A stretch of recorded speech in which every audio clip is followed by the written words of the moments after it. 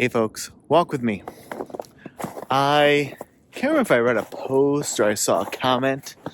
I put out a decent amount. There'll certainly be more also of mindfulness videos and shorts on this playlist.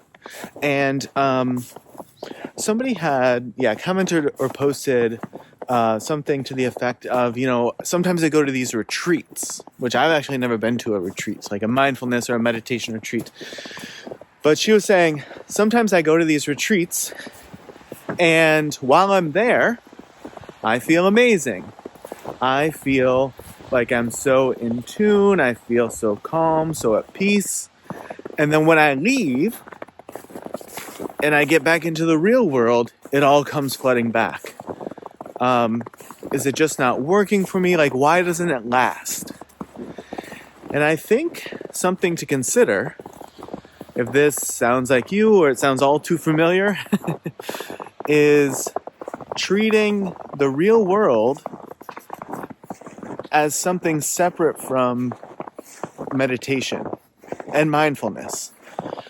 If someone like Thich Nhat Hanh taught us anything, seems like a grandiose statement, but let's just go with it for now. But if he taught us anything, it was bring mindfulness to all of those mundane, everyday activities, or even if they're not mundane, those really agitating, those really arousing moments in life that are very challenging and that really push your boundaries and push your buttons.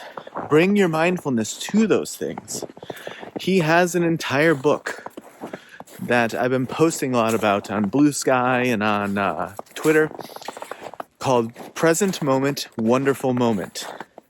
And in there he has verses for everyday things, doing the dishes, brushing your teeth, driving the car, making a phone call, like all of those things, watering plants. And so what this says to me is treating these retreats or these, whatever they are, seminars or what have you, on mindfulness or meditation or Zen or Taoism or, whatever it is. Treating those things as separate events from the real world, as you put it, and everyday life is the foundation of the mistake there, if we want to call it a mistake, or at least it's the foundation of it feeling like you can't sustain the feeling that you have when you get away from the retreat. It doesn't do you much good to have these temporary releases. I'm not going to say no good, because that's probably unfair. It probably does do you some good to release the pressure, right? But that's a different goal, right? The goal of just having some release of the pressure valve that builds up over time versus being able to walk around in a more mindful, meditative, blissful state, seeing and experiencing things as they truly are, being integrated into the world and into nature. That's different than just a pressure valve release, if you will. And so that's what I would say. Work on bringing mindfulness and meditation to every day. You can do it while you're walking. I mean, here's the bottom line. If you can do it while you're breathing, right? If you can infuse mindfulness and meditation to your breath, that's always there, no matter whether you're stuck in traffic, no matter whether your boss is yelling at you, no matter whether your kids are driving you crazy, whatever it is, your breath is still there with you. And so if you can have mindfulness and meditative sensibilities around your breath, right? Breathing in, I know that I'm breathing in. Breathing out, I know that I'm breathing out. You can practice that mindfulness all day, every day, because you're always breathing.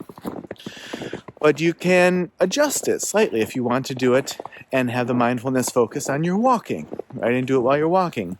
Or focus on what you're doing when you're making dinner. Focus on what you're doing when you're eating, when you're doing the dishes, when you're doing the laundry. when you're doing a spreadsheet.